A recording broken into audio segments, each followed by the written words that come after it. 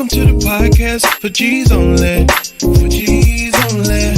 And it's for all women who's at the C-suite level. CEO. And we coming your way to share our stories in leadership.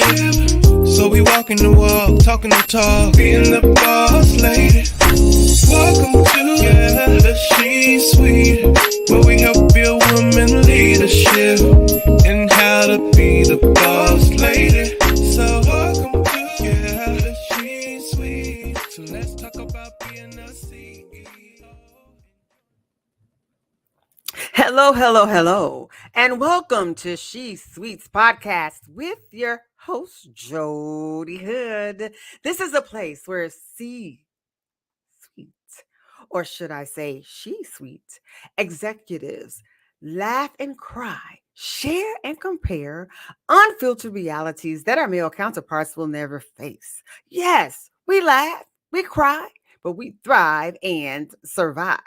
Now, today's episode, I'm going to talk about something that I'm sure my She Sweet women are going to say, I know, because, we're such smarty pants like that. But a lot of times, but you don't do. So today's topic is me time is not a crime. Yeah, that's right. It's not a crime to have some me time. Now, leadership is a calling. And in my book, Pros, Woes, Foes of Leadership, I tell you that leaders, you've been called by a higher power to a higher power. And it's nothing more exhilarating than to learn that you've been called to be a leader. It's a gift. It's an honor, to have vision and to be able to lead people to greater heights and to embrace your vision. That is magnificent. Most leaders are not only visionaries, but we're also creatives. The ability to see it before other people see it. It's truly a gift. It's a blessing. But being a leader, and especially in the suite, also carries a huge burden or weight. Why? Because you take the responsibility to get the job done and just the pressures of leading people and leading teams and getting people to work together and to build consensus can take a lot out of you. So, as I was writing my book, I looked up some of the greatest leaders of all time. And I was basically trying to find out the pros of being a leader, the woes, the little bumps in the road, and the foes, things that could kill your leadership. But there was one common thread, and I was very surprised to find out this little fact. And the fact is that mostly all, or I pretty much all of them, all of those leaders, the greatest leaders of all time, they actually experienced many health challenges. Now, I don't know what came first, the chicken or the egg, if they had the health challenges first or because of their leadership that caused them to have health challenges. I didn't delve into it that deeply, but I was really surprised. And not only did many of them have illnesses, they were chronic illnesses.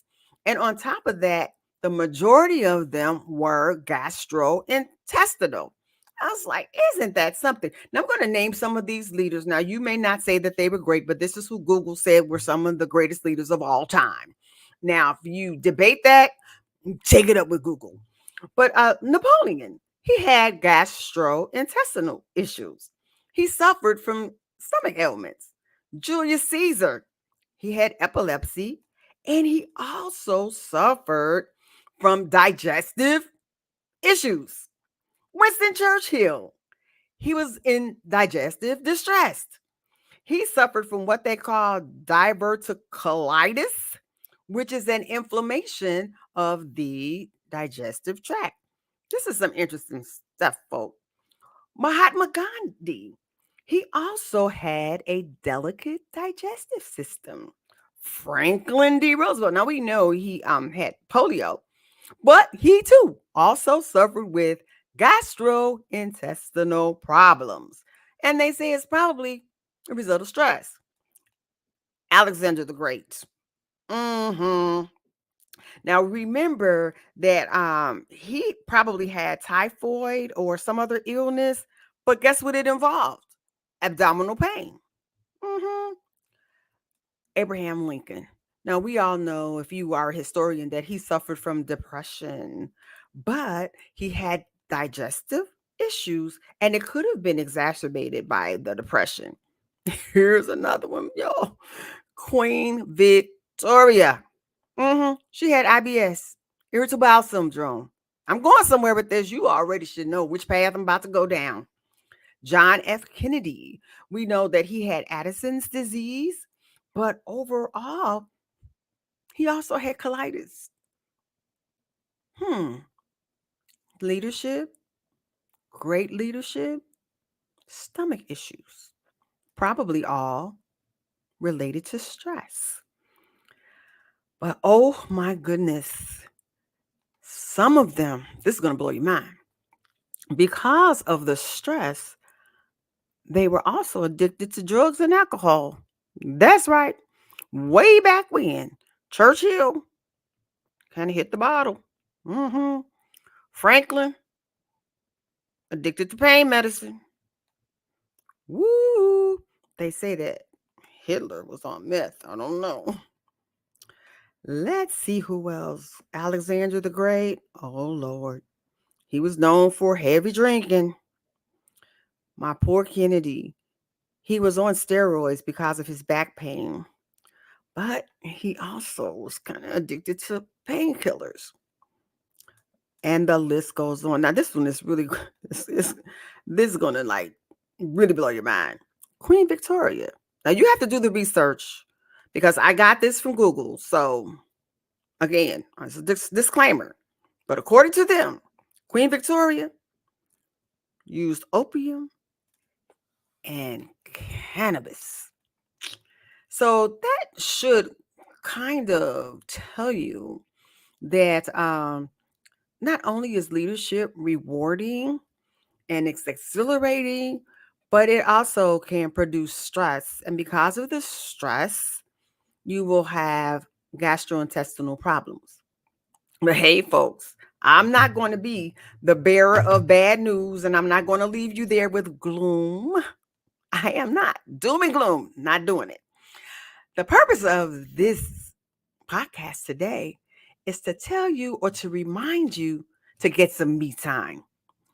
In my book, I also talk about self neglect, and self neglect is the grim reaper of leadership. It'll take you right out of here.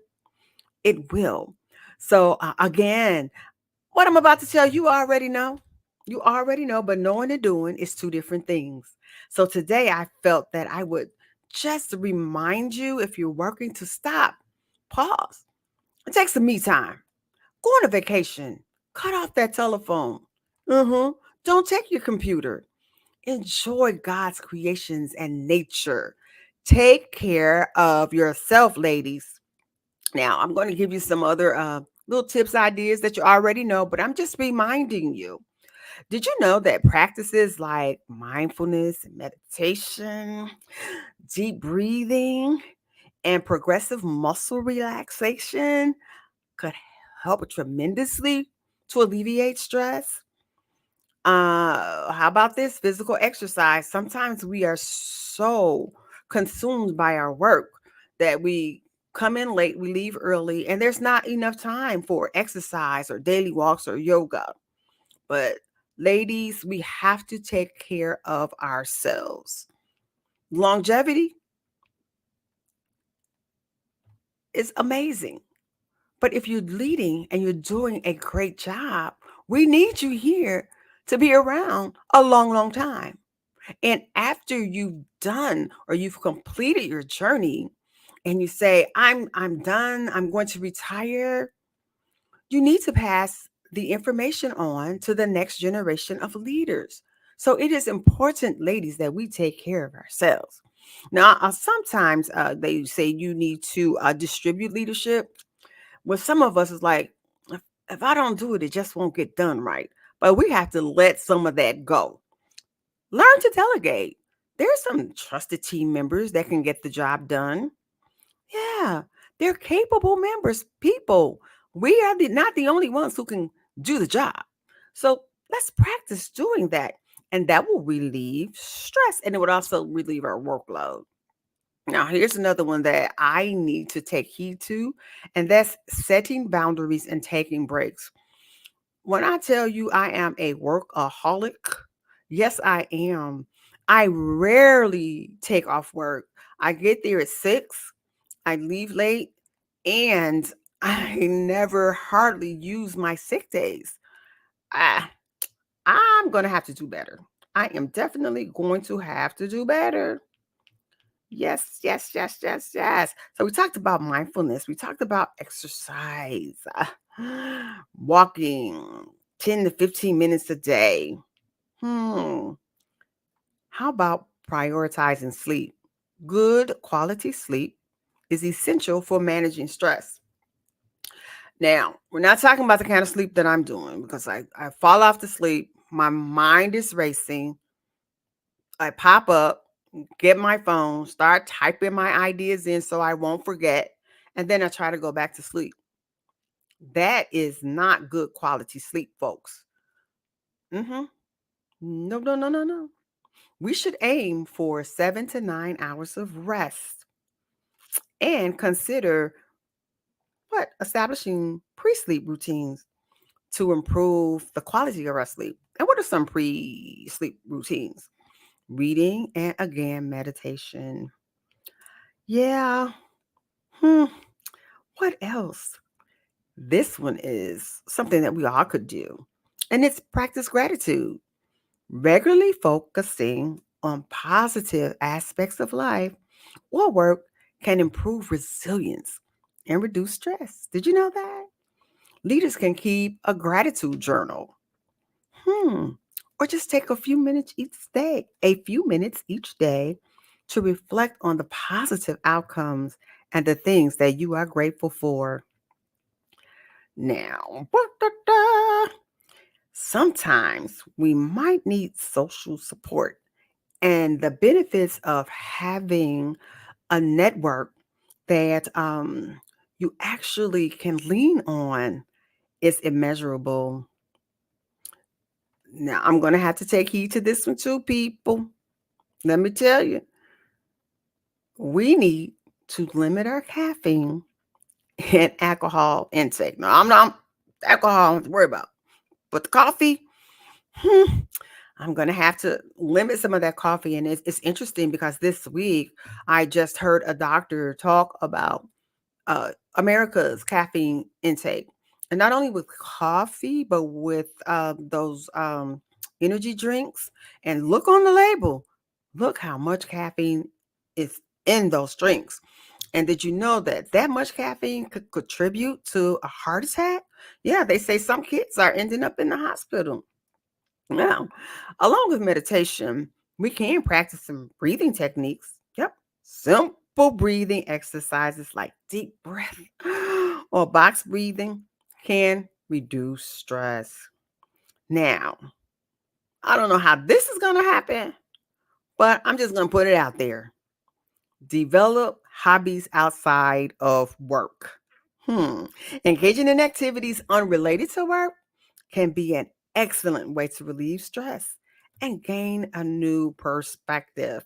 Now, I can tell you this my sister, who is a dynamo in the business arena, has started doing this. She's taking up painting and sewing. Yeah, in old age. No, she's not old. I'm kidding. But yeah, she says that that's very relaxing for her.